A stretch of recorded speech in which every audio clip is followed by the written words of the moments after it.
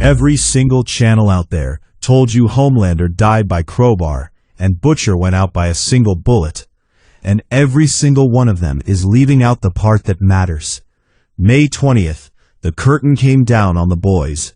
But here at DramaCrypt, we did not just watch the finale. We decoded it. We found the genetic cipher that showrunner Eric Kripke buried underneath the burning lights of Vought and Stan Edgar's quiet, smiling return. We are not here to retell a story you already watched. We are here to blow your mind with hard evidence. Evidence that proves Homelander and Butcher did not simply die. Their DNA underwent a complete system reset in the final seconds of that episode. And the bloodiest war this franchise has ever seen has not even started yet. So do not touch that screen, because nobody else in the world has caught what we are about to show you. Now let us connect the threads that have been destroying Reddit threads for the past 24 hours. The finale made a very deliberate choice. Kimiko stripped Homelander of Compound V completely before Butcher delivered the killing blow. Every fan online called it a humiliation. But the biological truth of what that actually means is far more terrifying than any of them realized. When Compound V is pulled from the bloodstream, the host's genetics do not just go quiet, they revert. Homelander's DNA snapped back to its original, raw, 100% pure state in the moments before his death.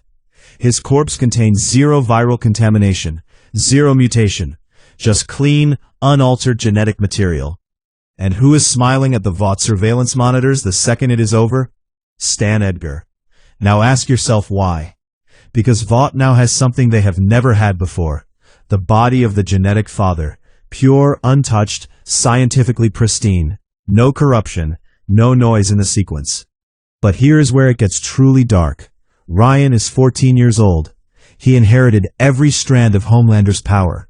And he just watched his biological father get beaten to death with a crowbar directly in front of him.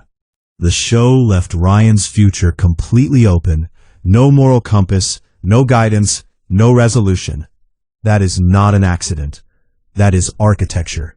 Because Stan Edgar is not going to let Ryan walk away. Ryan is the new vessel. Vought is going to transfer the consciousness and the clean genetic blueprint of Homelander directly into the body of his own son. The next war is not Supes versus humans. It is Homelander's mind, inside Ryan's body, going to war with everyone who thought this was over. Now everybody online celebrated the ending with Huey and Annie. They are opening a small shop. She is pregnant, and they are naming the baby Robin. Sweet, right? Warm and hopeful, right? Wrong. At DramaCrypt, we do not buy what Kripke sells on the surface, because Kripke puts poison in the honey every single time. Why Robin? Think about it. Robin was Huey's original girlfriend, the woman A-Train vaporized in the very first episode of the very first season, turning her into nothing but blood and bone. And the title of this finale? Blood and Bone. That is not a coincidence. That is a closed loop written in blood. The circle does not end with peace. It ends where it began. But here's the part that should genuinely disturb you. Kimiko used radioactive energy, uranium-level biological force, to strip Homelander of his powers in that Oval Office confrontation. Annie was in that room. She was exposed to that radiation. And she is pregnant. Those genetic signals do not disappear. They transfer. The child growing inside Annie did not choose to be there when a soup was depowered by radioactive force, but that child absorbed every particle of it. Huey and Annie's son is not going to be born as a normal human being. He is going to be born as the biological counter to every soup Vought can produce. A living, breathing anti-soup weapon engineered inside Annie's womb without her knowledge, designed by circumstances Vought almost certainly arranged. When Ryan eventually breaks loose in the boys' Mexico, little Robin is going to be Stan Edgar's insurance policy. And neither of his parents will even know it. And now we close the theory with a piece of evidence that locks everything into place. The secret footage screened exclusively in cinemas after the finale. Vought Rising. Soldier Boy, Stormfront, and a completely unidentified figure in a green suit. 1950s setting. No context given, no explanation offered. That is the blueprint. Vought has been running this exact same program for 70 years. They manufacture the soup. They release the soup. They let the human population develop outrage, fear, and eventually violence. Then they allow the humans to destroy the soup, feeling like heroes, feeling like they won. And then Vought steps back in and sells the next generation of the product to a population that is now primed to accept a quote-unquote better, safer, more controlled version of superhuman power. Butcher did not win. Butcher was the weapon Vought needed to clean the table. He eliminated the unstable, publicly toxic version of the product, and he did it believing he was saving the world. Homelander's death was not a defeat for Vought. It was a controlled demolition, executed on schedule, ordered remotely by Stan Edgar, with a timeline that was set before any of us started watching this show. We are not watching the end of a story. We are watching a reboot of the universe, which, if you go back and read the official episode synopsis, is the exact phrase used. Homelander literally announces it himself before Butcher walks through the door. The writers put the thesis statement in the villain's mouth, and nobody caught it. The genetic war continues. The vessels have changed. The corporation is untouched, and Season 1 of the next chapter starts right now. This finale did not end the story. It handed Vought the first round of a genetic war, but hold on, because Stan Edgar's genetic game does not stop at Homelander's corpse and Annie's womb. It reaches much further, all the way to the biggest unresolved mystery the show left dangling in its final minutes: the fate of the Gen V heroes. Everyone saw that quick flash of Marie Moreau, Emma, and Jordan Lee climbing into a Vought transport truck and driving toward the Canadian border with a group of escaped soups.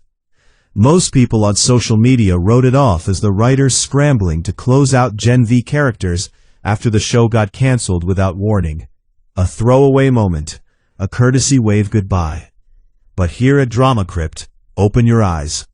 Because Marie Moreau did not run by accident. Marie is the only soup on the planet with the ability to manipulate blood cells and compound V from the inside out, through direct physical contact. She is the only one who decoded the soup virus from the very beginning. That is not a background detail. That is a rare and irreplaceable biological capability. So that truck headed north toward Canada? That is not a group of frightened kids making a run for safety. That is a genetic asset transfer operation, executed under direct orders from Stan Edgar.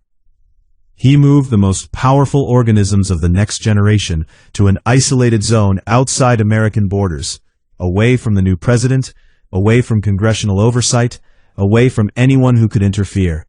He is securing Marie Moreau's blood manipulation genetics for himself personally, and he is not sharing them with anyone. Canada in the boys' expanded universe is not going to be a safe haven.